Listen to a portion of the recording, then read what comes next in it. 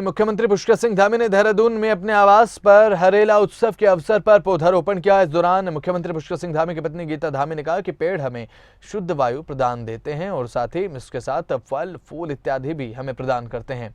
हरेला पर्व के रूप में हमारे पूर्वज हमें ये सिखा कर गए हैं कि प्रकृति का कितना बड़ा महत्व है और इनको बचाना और सुरक्षित रखना हमारा एक कर्तव्य है और जिम्मेदारी भी है, क्योंकि आने वाले समय में अगर प्रकृति नहीं होगी तो जीवन की कल्पना कर पाना भी शायद मुश्किल है। और इसीलिए हरेला पर्व का एक बहुत बड़ा महत्व उत्तराखंड के साथ साथ पूरे देश में भी माना जाता है, क्योंकि उत्तराखंड का यह त्योहार बड़ी धूमधाम के साथ मनाया जाता है।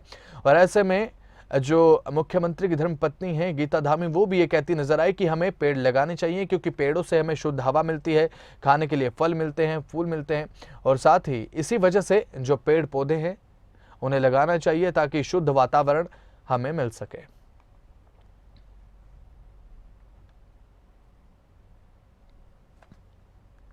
पेड़ हमारे लिए जिस तरह से शुद्ध वायु ऑक्सीजन तो देते ही हैं, साथ में फल फूल इत्यादि, और हमारे पूर्वज ये हमें सिखा के गए हैं हरेले पर्व के रूप में कि इसका कितना बड़ा महत्व है प्रकृति का। तो इनको बचाना और इनको सुरक्षित रखना हमारी जिम्मेदारी है। और आने वाले समय में ये लोगों के लिए जो है आर्थिकी रूप से लोगों को भी मजबूत करेंगे, उनकी आय के भी स्रोत जो है उनसे होंगे। तो सभी की जिम्मेदारी है कि वो अधिक से अधिक वृक्षों को लगाएं, पेड़ों को बचाएं और जीवन बचाएं। पेड़ हमारे लिए। तो उत्तराखंड के कैबिनेट मंत्री सुबोध उनियाल क्या कुछ कह रहे हैं इस बात को लेकर, वो भी आपको सुनाते हैं। वो थोड़ा पंडिताई सीख है, कर्क से मकर और मकर से कर्क तक वो दे गए, लेकिन दोनों से यही था कि आज के दिन शिव जी को प्रसन्न करने के लिए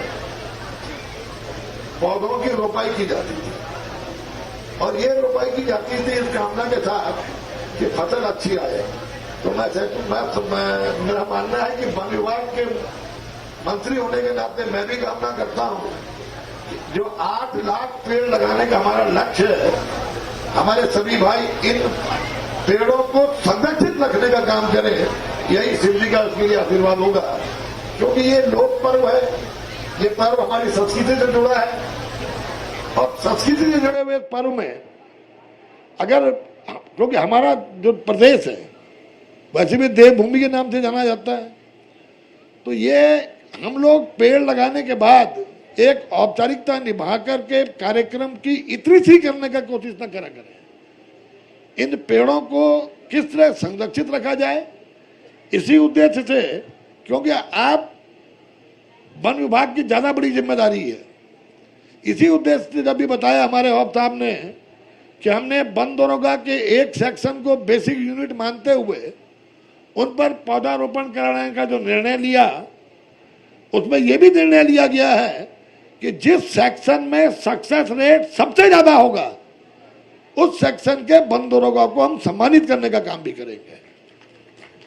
इसलिए भाई ये परीक्षा है तुम्हारे स्किल की, ये परीक्षा है तुम्हारे हुनर की,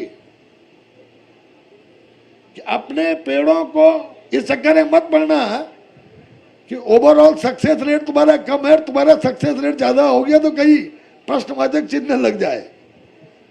गलतियों को सुधारने के बाद अगर आगे बढ़ते रहो तो यह माना जाता है कि आपने गलतियों से सबक लिया।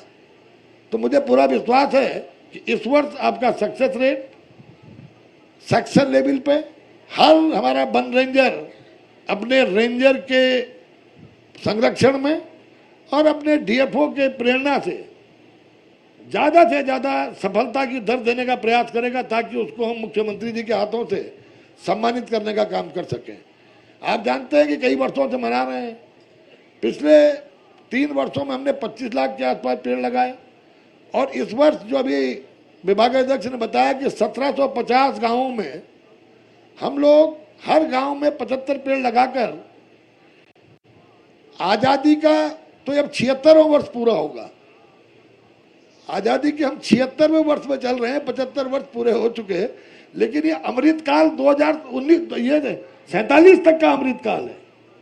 इस अमृतकाल में हमको किस तरह से 2047 में जब 100 साल होंगे उन 7 सालों में जो आज सबसे बड़ी आवश्यकता है समय की, और बच्चों खासकर तुम्हारे लिए, हम लोगों ने तो अपनी जिंदगी काफी कुछ बिता ली, अभी तुम्हारी जिंदगी बाकी, और इसके बाद तुम्हारे आगे की पीढ़ी।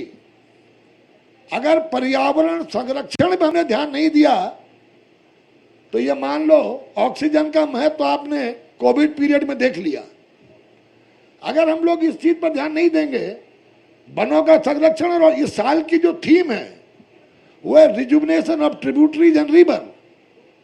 हम नदी नालों और को कैसे पुनर्जीवित कर सकें। और दूसरा एक पॉइंट हमारा है, जो भी बच्चा पेड़ लगाए, सेल्फी विद प्लांट।